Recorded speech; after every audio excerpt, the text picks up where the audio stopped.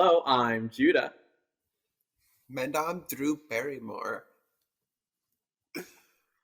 Oh no, Hello, Zion, I it's did not. me, Drew Barrymore. Uh, Gracie watched this with me, and I kept doing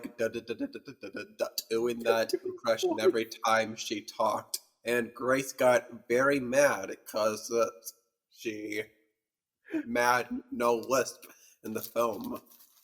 More Grace, or in Yeah. Grace's opinion, she had no Well, lisp. anyway, we're the amateur phone critics. If you couldn't tell by Zion's impression, we are going to be reviewing The Wedding Singer as a part of our Valentine's Day themed special. We did a rom-com. I gotta say, this was way more That's rom-com really than I cool. thought it was. I thought this was gonna lean heavily into the Adam Sandler aspect of it, but this was actually really, really rom-com. There were a lot of Adam Sandler aspects in it, if we're being honest. Yes, there was. Yeah, so that's what we're doing here. The as far as your impression of Drew Barrymore goes, I will say I did not expect her to talk like that. Like, I've seen pictures of Drew Barrymore, but I realize now that I don't know if I've ever heard her talk until this movie, and I was just not expecting her voice to be this to be the way that it was actually in the movie. So yeah. Well, you probably heard her as a child. Oh yeah, because she was E.T. Yes, I was gonna say, wait, was she Man, in ET or not? And then I'm glad you Mad confirmed. Lisp in E.T. Yeah. Okay. Well, I think we should just get right into it, and I'll read our little plot summary here. Set in 1985. This is set in 1985. You didn't know that? That's the entire joke of the film. No. Is that I thought this was taking place in 1998. That makes so much more sense 80s. Now that it's taking place in the 80s. They are leaning heavily on 80s tropes. That is one of the jokes in the film. Holy cow! I don't think I properly watched this movie in the right mindset. Wow! We might need to stop and let me rewatch this movie real quick, because I don't know. Holy cow! There's a little title in the bottom of one of the scenes that says the name of the town and the date. Oh, I totally missed that. Oh my gosh! I mean, I can explain what they. Okay, yeah, you might have to explain some stuff as we go on, but I'll just continue with our plot summary. But I'm just so shocked about this realization. Set in 1985, Adam Sandler plays a nice guy with a broken heart who's stuck in one of the most romantic jobs in the world, a wedding singer. He loses all hope when he is abandoned at the altar by his fiancée. He meets a young woman named Julia, played by Drew Barrymore, who enlists his help to plan her wedding. He falls in love with her and must win her over before she gets married. So yeah, there's your plot. So now that I know that it's taking a lot of tropes and stuff from the 80s, it makes way more sense to me how this was so hardcore rom-com, because I was not expecting it to be as rom-com as it actually was, but it totally oh wow.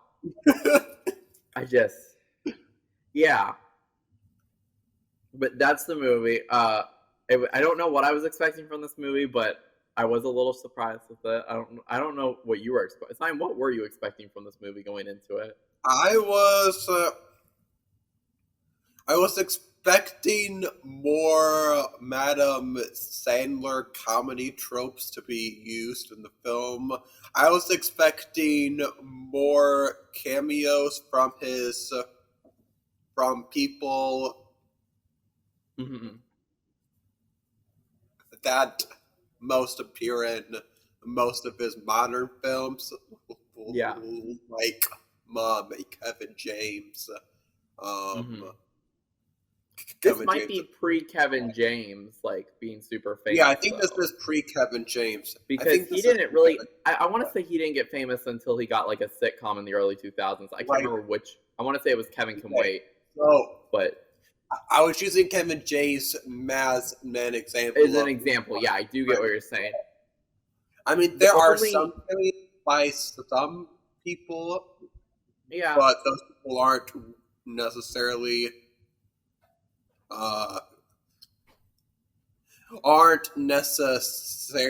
in a lot of his movies, except for one of the cameos, which is that the Steve Buscemi, right? Or Steve Buscemi. I believe that's how you say his name. Yeah, I had forgot. I'd sort of forgotten that he was like in a lot of Adam Sandler's movies and stuff like that. So when I saw him, I was like, "That's Steve Buscemi." Yeah. The only ones I know him that he's definitely men is he's in this one. Mm-hmm. He's in Billy Madison. And he's in the Hotel Transylvania films. Yeah. And those aren't the only ones that I know that he's definitely meant of the Adam Sandler movies, but I don't know if he's in other ones. But I don't think I've seen enough Adam Sandler movies to have a super good. I've seen a few. Don't get me wrong, but I have not seen. I think you've definitely seen more than me, Zion.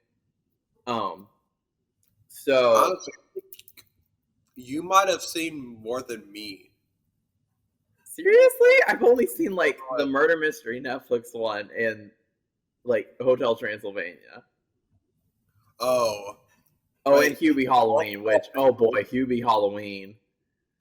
Man, you also apparently saw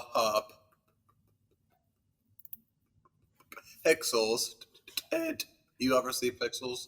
Yes, I forgot he was in Pixels. Okay, yeah, maybe I have seen more Sandler movies than you. You have seen more than me. Yeah. Because the only ones I've watched are the Hotel Transylvania films, Billy Madison, this one, Man Happy Gilmore, and that's it. So technically I think you've seen more than me. But I probably have. Wow, that's surprising to me. All right, but let's just get right into our discussion topics. Because first on here is setting. This setting is actually like surprisingly like really good at capturing like small town America, like the suburbs like area. It reminds me a lot of like the area where like we've grown up and stuff like that. Right. So I gotta say, I think honestly another good way of putting it is almost Parks and Rec like esque. So I do commend them on that. I think they did a good job with like the setting and like the whole like I don't know where they filmed it, but it was nice, I must say. Yeah, it was a good setting of the film. Another part of the setting of the film is that it takes place in the 19. Oh yeah, sorry, I forgot about that again. I was curious because Zion created the script, and I was like, well, there wasn't that much to say about the setting. Why is he bringing this up? But I keep forgetting that this takes place in the 80s. So a huge trope in this film. Yeah, talk about that, Zion, please. So that's why basically all of the songs that are used in the film are from the 19. That makes so much more sense to me now. This is 80s. Just like that's why. And that's why the characters are dressed the are dressed the way that they are dressed. I mean, they aren't heavily dressed like they're from the 1980s, but Yeah. definitely Adam Sandler's character. His hair at times. His hair is very 80s, and he's dressed a lot of 80s. There was the one guy who just dressed up like Michael Jackson multiple times throughout the movie. Yeah, I was confused on that. I was confused about that too. I was. But yeah, he even like wore the singular glove. Like, I can get wearing the jacket. The jacket's a cool jacket, but wearing the singular glove. Wearing the singular glove is kind of much. That's a little much. Yeah, let's talk about plot now. Yeah. I would say it's very okay. So the plot is definitely playing on. If we're saying that a lot of the plot is also playing on rom-com tropes, then it does a very good job of capturing that, because the plot is incredibly like rom-comish. Right. Like, especially like the minute I found out that he was gonna have to chase her to the airport, like I was like, oh, we're doing that trope now. Yeah. But the plot, it's the plot summary that we read gives a very good idea of it. The guy that she is like about to marry is a total sleaze bag, and there's all these like crazy miscommunications and mix-ups to where they can never get quite together until the very end. Right. Like like within like what 5 minutes of each other in the movie, right?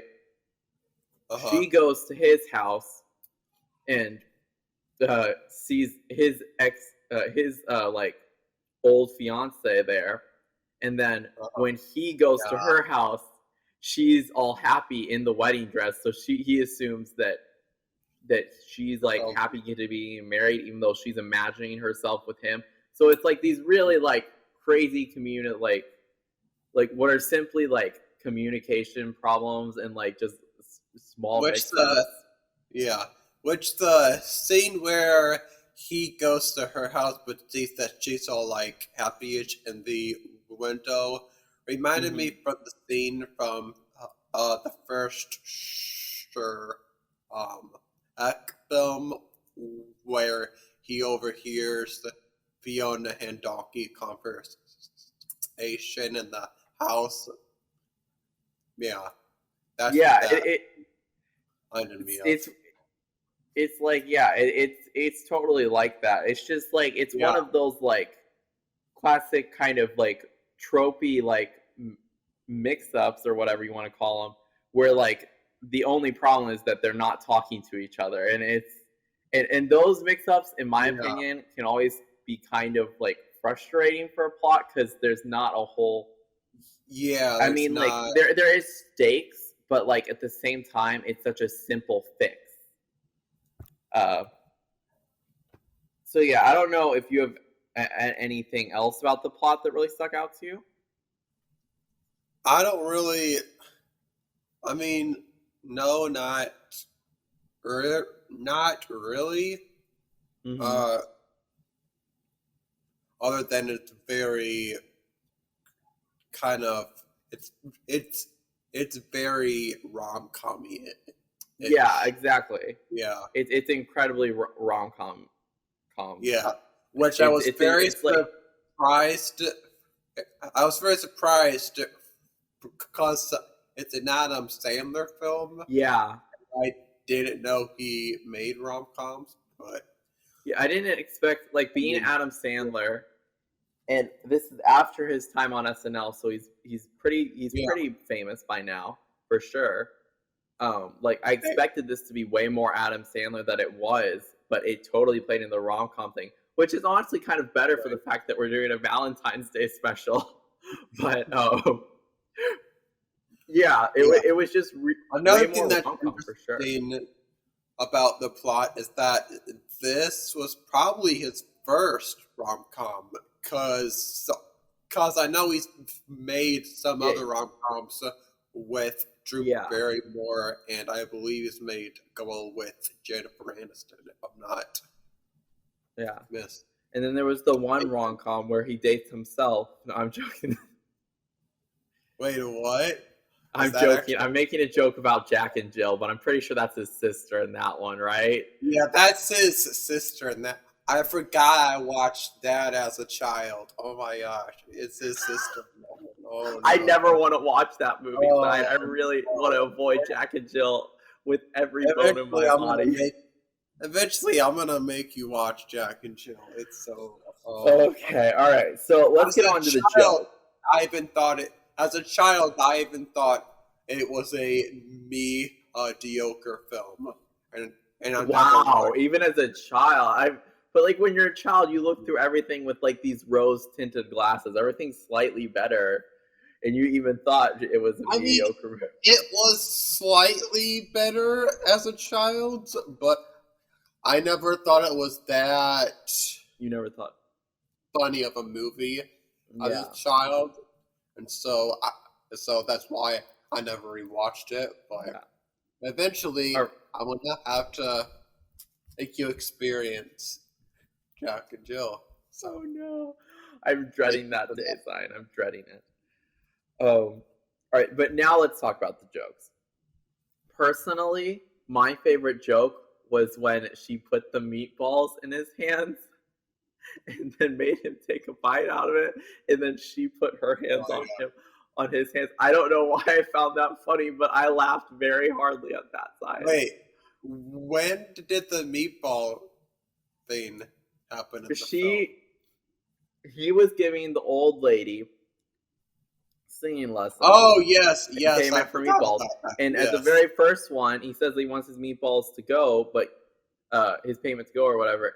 But she says that she doesn't have anything Tupperware, so she just puts some she just puts a meatball in each of his hands. I forgot about that. Yeah, I forgot. I found that really funny for some reason when I shouldn't have, but I did. Yeah. But like most of the jokes in this film are very Adam Sandler-ish jokes. When they do make jokes, Yeah, emphasis on when, because like we said, the rom-com aspect of this movie comes through like a lot more than you would think. So they're not actually constantly firing off jokes, unlike most Adam Sandler movies, I would say. Yeah. It's not like a Pixels type of film. Even though I've never seen Pixels. You've never seen Pixels, but I think that is a good point. They make a lot of jokes in Pixels. I've heard things about Pixels, and I'm sure everyone's heard things about Pixels. Whether they are good or bad. Are you coming after Pixels? I actually liked that movie a lot as a child. As a child. And have you rewatched it? Have you rewatched? I think it sort of lives up. There's some weird parts, but I think it sort of stays good. Yeah, but like the jokes. You rewatched it though. Yeah, I haven't rewatched it in a while. But like Zion said, the big takeaway about the comedy in this movie is that it is very Adam Sandler-ish when it is happening. It happens way less frequently than you would assume. Now let's get to the characters, though. I think that there are only really two characters particularly worthy of talking about. Maybe a couple more, but in my opinion, a lot of what makes this movie works is Drew Barrymore and Adam Sandler's like chemistry. I think that, for some reason, they have a good chemistry. For some reason, and I honestly never think to put these two random celebrities in a movie together who have very different personalities. I mean, but their characters work. Yeah. Their characters worked really well together, and that's what makes I think if their characters didn't work so well together and the actor and actress didn't work so well together, I don't think this movie would have been as good as it was. I think this movie could have really like that's where the movie is really like hanging by a thread, because that could have like totally ruined the entire movie in my opinion. It could have ruined the entire movie. So but a couple other characters. There's a certain cameo towards the end of the film.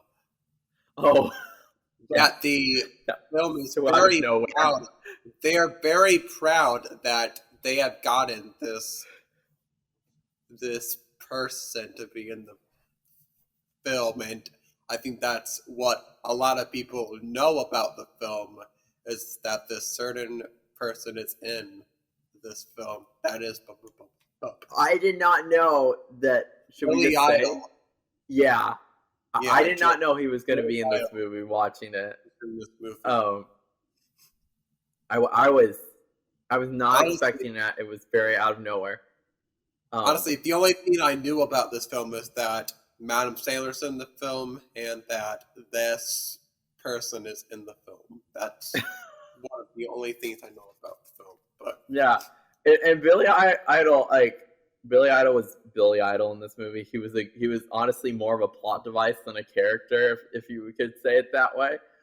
But yeah, man, his character also plays that trope of he was a big deal back then. And oh yeah, I mean, ladies. So I think that's another reason why they got him to be in this film, is that they're trying to play up to that trope. So a couple other characters to talk about, I think. Well, just one in particular. I can go without talking about Drew Barrymore's like sleazy fiance, but the one character I think we need to talk about is Drew Barrymore's sister, who, when I first saw her, I thought she was Brie Larson. I was very quickly wrong when I realized she would have been 7 when this movie came out. But then I realized, yeah, I know. She would have been 7 when this movie came out, according to my math. So it's definitely not her. Okay. Or like 9 years old. I can't remember how old, but it was in that she was a child age. So it's definitely not Brie Larson. But it is Christine Taylor, who plays Marcia in the Brady Bunch movie. Stop it! That's her. No, stop it! I didn't know that. I couldn't tell. Yeah, I was like, she looks so familiar though. So if she's not Brie Larson, who is she? So I went online. I realized, oh my gosh, that's Marcia. So yeah, sure, Jane. Sure, Jane. And it was so funny to me. But yeah, that was Marcia. Oh, and her character was like pretty good, I must say. I think she acted a little bit like Marcia in this movie for sure. I mean, kind of. It's not full on Marcia. It's not full on Marcia. The 70s aspect of it is taken away, but like there's a little bit of Marcia in this character, in my opinion, at least. There's a small bit. Yeah. Oh yeah. If we were to with that said, as far as characters go, the characters in this movie are good, I must say. Even like the smaller ones, they shine during their moments. Adam Sandler, like his character is actually really like, honestly, Adam Sandler, like the big two shining characters are Adam Sandler and Drew Barrymore for sure. At first, I was a little annoyed by Drew Barrymore. I just found her annoying for some reason. But as time went on, I liked her character. I was surprised when Adam Sandler didn't do a strange voice during his regular speaking parts. For some reason, I was expecting the Hubie Halloween voice in this, which would have made it so awful. But thank goodness he talked normally. That would have made the movie probably totally worse. I know, right? It would have made this movie insufferable. But I would have not watched half of this film if he did the Halloween voice. But yeah, but This is definitely one where I think they did a good job writing their characters, even if some of the characters do come off as tropey at sometimes, but I think that's just 90s Adam Sandler humor. Um, so, Mm-hmm. but with all that said about the characters, Cyan, who's your favorite character? Well, now that I you've knew it would change your mind. I mean, I cannot go with Marsha from the Brady Bunch movie. Yeah, I think her name is Holly in this. So yeah, Holly. And Sorry. honestly, But my also like Madam Sandler's yeah, character in the film. Mo, my also like so during when Madam Sandler's character and the Michael Jackson and Princess on to go to this bar, man, there's this homeless dude in the bar too. His character was also pretty good in my opinion as well. So yeah. Yeah. Well, yeah, I think I'm right there with you and calling Marsha or Holly, I guess is her name, my favorite character too. Well, there's also another character we forgot to even mention. So, in the film, Adam Sandler is supposed to get married to this other person who is not Drew Barrymore. I forgot her name, but I forgot Linda. I want to say Linda, but that could be wrong. It could be Linda. Yeah, but yeah, she's very like punk rock emo-ish, especially in the haircut. Yeah, especially in the haircut. But yeah, that's also a character in the film, which we forgot to mention. Yeah, she's not a character you're supposed to like in any way. She was definitely supposed to come off as slightly crazy, I think. And they did like this very weird like flip flop of her character, like near the end of the movie, like basically using her to as a way to make up a crazy like confusion between the characters. Like that made no sense to me at all. Was when she came back wanting him back. I'm not sure why they did that, but yeah. But let's talk about your favorite scene now, Zion. Favorite scene. This is a tough one. A lot of good scenes in the film. Yeah. There's the scene where I have a couple.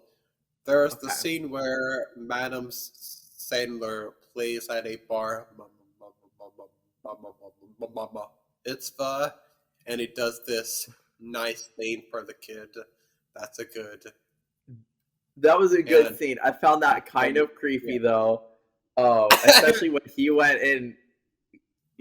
and danced with a girl and who was way younger. If you know what I'm saying, like it was creepy. But he was doing it to kind of get a dance going, you know. Yeah, it was sort of cute. It could also be technically creepy. But yeah, that was a good scene. I liked especially I liked the lead into it when they were like, "There's other things to sing at," and then it goes directly into this bar mitzvah. I don't know why that was funny to me, but it just was. Then there's also the scene where my true favorite scene though is when Madam Sandler has Brett and this song in the film, but he explains that half of the song was Brett and when me was men love, but the other half was when his love broke up with him.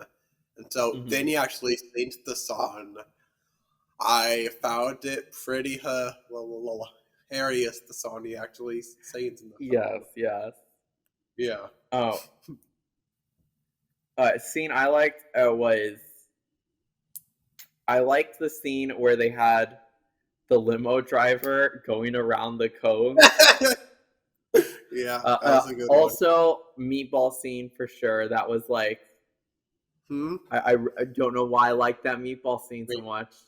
I thought that one. Meatballs. But one of my favorite ones probably was when he's in first class and he barely mentions that he's chasing a girl to Las Vegas. And like we just cut to like the entirety of first class listening to his story and telling, including Billy Idol, who's at the very front asking questions.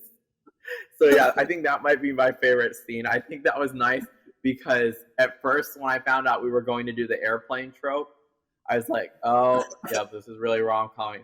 But then they like got the entire they like twisted it a little bit, and I was glad about that. I was glad they messed with it a bit. So yeah. Also, nothing. I forgot what I was gonna. Okay, that's fine. But that's our next topic. Bad things about the film, because I've done this with, I think, every season 3 film. I don't know if I've. Yeah, we're not exactly sure about the schedule. With this one, we know it's coming out like right before Valentine's Day, if not on it. Yeah. So we don't know how much of season 3 you guys have seen yet. If you have seen any at all, though, hopefully you might have seen some. Zion has this new tradition of saying at least one bad thing about every film. So go ahead, Zion. The only thing I could come up with was, because I did not think about this beforehand, but one thing was I felt the film ended very abruptly. I know it did just like the dumpster in the middle of their head, which I would have my wanted them to mend the film, kind of like how the first Shrek film ended their film with maybe Adam Sandler having a bunch of days and maybe him singing a song, since this movie is called Ending Sandler and is about Adam Sandler. Yeah, I get that. That's a good point, I must say. At first I was like, I like that they're not completely I like that they're ending it with the wedding, so there's that idea that they have this whole future ahead of them and you're not sure where it's gonna go, but whether or not he's actually gonna get a songwriting job from Billy Idol, since that was the legit plot point for a very hot second there. But the idea of him getting up and singing one last time is actually a pretty good one, I must say, because he's the wedding singer or whatever. So yeah, I agree. That would have been. That's the only bad thing about the film. And even at that's not an awful bad thing to bring up. You know what I mean? So that does beg the question, Zion. What are you rating this film? I don't want to give it a 5 out of 5, but at the same time, I do want to give it a 5 out of 5. I mean, just because you don't have a lot of bad things to say about it doesn't make it a perfect film. But there were good jokes in it, but does that make the jokes comedy gold? I mean, but my dad also really likes the film, so I think I am going to give it a 5 out of 5. A perfect score, man, really. Okay. I I thought it was a good film. All right. Probably It probably wouldn't go on my top 10, but like maybe top 50 or top 100. You know, Yeah. probably top 100 at least. But Yeah. I mean, I'll agree. I did like this movie considerably more than I expected to like it. yeah, I think what slightly helped was that it did not lean super hardcore into the fact that it's an Adam Sandler movie. yeah, it didn't lean too heavily into that fact. And like, this is funny because like historically I've liked rom-coms way more than Zion. But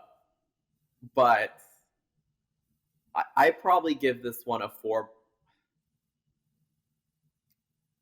That is very close to. I think I might get. Oh, I know.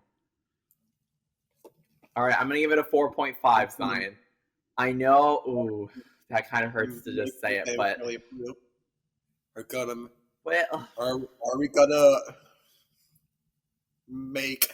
Man, I don't think I can amateurly approve this movie. I don't think, in good conscience, I can put this on the same level as some of the past movies we have amateurly. I mean, but we aren't really comparing this to, you know, other movies. We're not, but just because better than Cruella. It was definitely better than Cruella. Yeah, Cruella was a mistake. We all agree Cruella was a mistake. Cruella was a 4. No.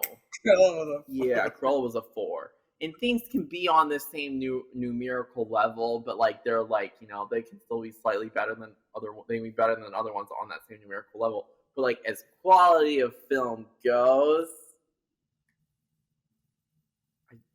sorry, I'm like swinging my AirPods all around. As quality of film goes, I don't think I can amateurly approve this. I'm really having trouble giving it a 4.5 myself. I'm like flipping between 4 and 4.5, but because I was genuinely surprised by this film, I think I'll give it a 4.5. Okay. So with that said, you guys should go watch The Wedding Singer. Yeah, go watch it. It's a good Valentine's Day film to watch. It's also a good Adam Sandler film to watch as well. Yeah, which sometimes those can be hard to find. Probably this will probably be the highest rated Adam Sandler film that we'll ever do. Yeah, on the channel. Remember to like and subscribe. Season 3 is happening. Like we're in the process of making it right now. We don't know when you're gonna see it, but you're gonna see it. So yes, just be anticipated for that. Our first movie, it was quite a hilarious one to do. If I'm thinking which one we did first, I think we did the other pick. We did the other one first. Okay, our second one with a little tie to this movie was a very great episode, which you should definitely go watch whether or not it's on. So yeah, we're excited. We're excited for season 3. Thank you for watching, Zion. I love that movie. Bye-bye, y'all. Goodbye.